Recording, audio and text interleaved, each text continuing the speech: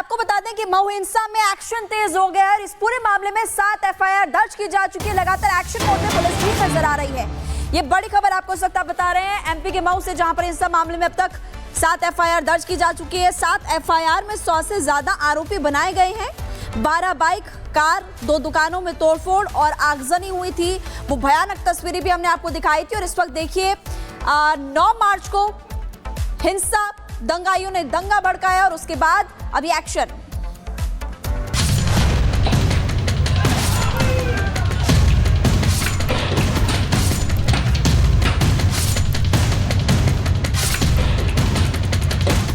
इंदौर के महू में कुछ कट्टरपंथियों को चैंपियंस ट्रॉफी में टीम इंडिया की जीत का जश्न मनाना रास नहीं आया। जीत का जुलूस निकालने वालों पर पत्थरों की बरसात हुई और महू को हिंसा की आग में झोंक दिया गया। लेकिन अब इन उपद्रवियों पर कानूनी शिकंजा कसना शुरू हो चुका है। पुलिस एक्शन मोड में है और अब कट्टरपंथियों पर एनएसए लगाने की तैयारी है। महू हिंसा को लेकर सोमवार को देर रात तक पुलिस का ताबड़तोड़ एक्शन देखने को मिला। मामले में 17 नामजद सहित अन्य उपद्रवियों के खिलाफ एफआईआर दर्ज कर ली गई, जिसमें मोती महल टॉकीज के पास भड़की हिंसा को लेकर बड़ा खुलासा देखने को मिला। महू में माहौल किसने खराब किया, इसका अंदाजा आप एफआईआर कॉपी में दर्ज नामों को देखकर लगा सकते हैं। पुलिस ने अब तक हिंसा फैलाने और माहौल खराब करने के आरोप में 13 दंगाइयों को गिरफ्तार किया है। साथ ही वीडियो फुटेज के आधार पर नकाब पहनकर पथराव करने और पेट्रोल बम फेंकने वाले उपद्रवियों की पहचान की जा रही है।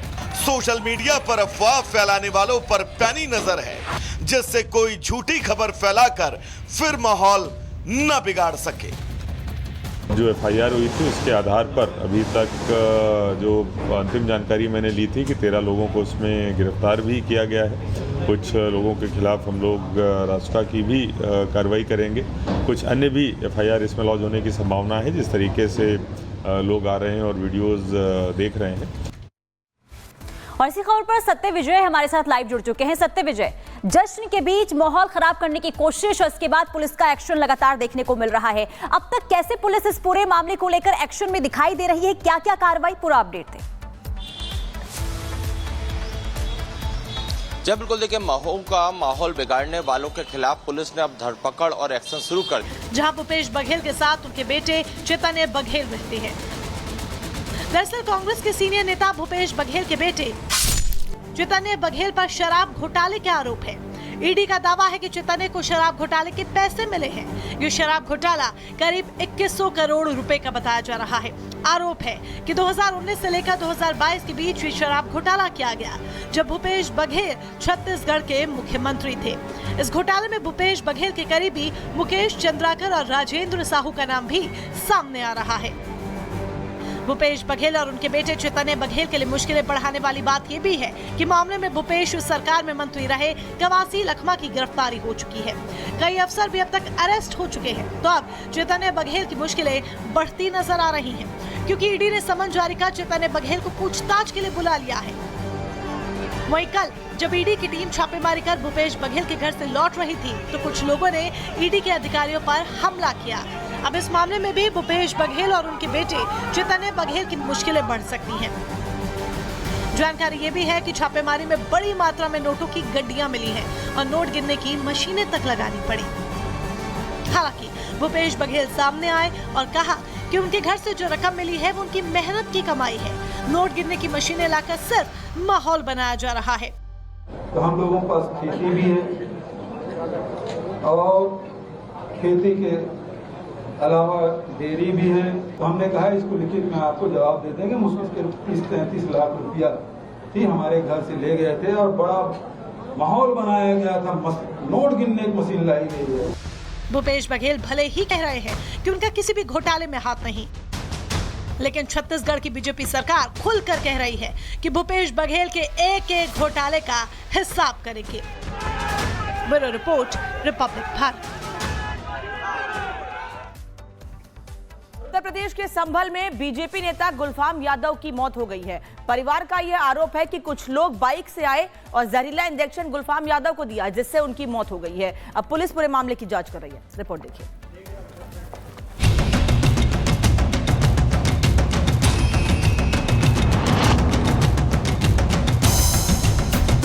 लोगों का जमावड़ा है, घर में पुलिस की मौजूदगी है। इस तस्वीर को देखकर आप भी समझ गए होंगे कि यहाँ कुछ न कुछ तो हुआ है। तभी पुलिस पूरे लाव लश्कर के साथ पहुंची है। दरअसल संभल के गन्नौर में बीजेपी नेता गुलफाम की संदिग्ध परिस्थिति में मौत हो गई, जिससे पूरे इलाके में सनसनी है और परिवार में मातम का माहौल। परिवार का आरोप है कि 65 साल के गुलफाम सिंह अपने घर पर थे। इसी दौरान बाइक सवार 3 युवक पहुंचे और उन्होंने गुलफाम के पेट में जहरीला इंजेक्शन लगा दिया और फिर तीनों मौके से फरार हो गए। हालत बिगड़ने पर परिवार के लोग बीजेपी नेता गुलफाम को अस्पताल लेकर गए, लेकिन अलीगढ़ ले जाते वक्त बीजेपी नेता गुलफाम की मौत हो गई। यहाँ के गांव के प्रधान हैं, उनको किसी ने इंजेक्शन मार दिया है और इंजेक्शन मार के वो लोग भाग गए हैं। पुलिस द्वारा यहाँ पे जो आसपास में जितने भी सीसीटीवी हैं सभी सीसीटीवी को खंगाला जा रहा है और कुछ अच्छे सुराग भी मिले हैं पुलिस को। जल्द ही जिन व्यक्तियों द्वारा ये इंजेक्शन मारने की घटना कारित की गई है उन व्यक्तियों को गिरफ्तार कर विधिक कार्रवाई सुनिश्चित की। वहीं बीजेपी नेता गुलफाम की मौत जहरीले इंजेक्शन से मौत की पुष्टि हो चुकी है। ऐसे में पुलिस तीनों युवकों के खिलाफ केस दर्ज कर चुकी है और उन तीनों युवकों की तलाश जारी है। Bureau report, republic Bharat. Report के जरिए आपने देखा पुलिस कार्रवाई करी, लेकिन जतिन हमारे साथ जुड़े हुए हैं और ज्यादा जानकारी के लिए। जतिन, परिवार वाले आरोप लगा रहे हैं कि 3 युवक थे जिन्होंने ये सब किया। क्या अभी तक पता चल पाया तीनों कौन थे और कारण क्या रहा? बिल्कुल, देखिए पुलिस का कहना है कि तीनों की पहचान कर ली गई है, लेकिन उनकी गिरफ्तारी अभी तक नहीं की गई है। ये भी बताया जा रहा है कि गुलफाम अपने घर के अंदर जहां पर उनके पशु बंधे हुए थे वहां पर बैठे हुए थे। 3 युवक बाइक से आते हैं, पहले बातचीत करते हैं। बातचीत करने के बाद गुलफाम जो कि बीजेपी नेता है उनके पेट पर इंजेक्शन जो है वो मारा गया, जिसके बाद वो चिल्लाने लगे। तीनों अपनी बाइक लेकर वहां से फरार हो जाते हैं, लेकिन चिल्लाने की आवाज सुनकर आसपास के जो लोग हैं वो गुलफाम के पास पहुंचते हैं और तब जाकर उन्हें पहले नजदीक के अस्पताल ले जाया जाता है, जहां पर उन्होंने अपने परिवार वालों को बताया कि 3 लोग आए थे और उन्होंने उनके पेट में इंजेक्शन मारा, जिसके बाद डॉक्टरों ने अलीगढ़ रेफर कर दिया। जब अलीगढ़ ले जाया जा रहा था उसी दौरान उनकी मौत हो गई। हालांकि अलीगढ़ में ही पोस्टमार्टम कराया गया है। पोस्टमार्टम रिपोर्ट के बाद तमाम चीजें साफ होंगी, लेकिन फैमिली के एलिगेशन के आधार पर पुलिस इस पूरे मामले में कार्रवाई कर रही है।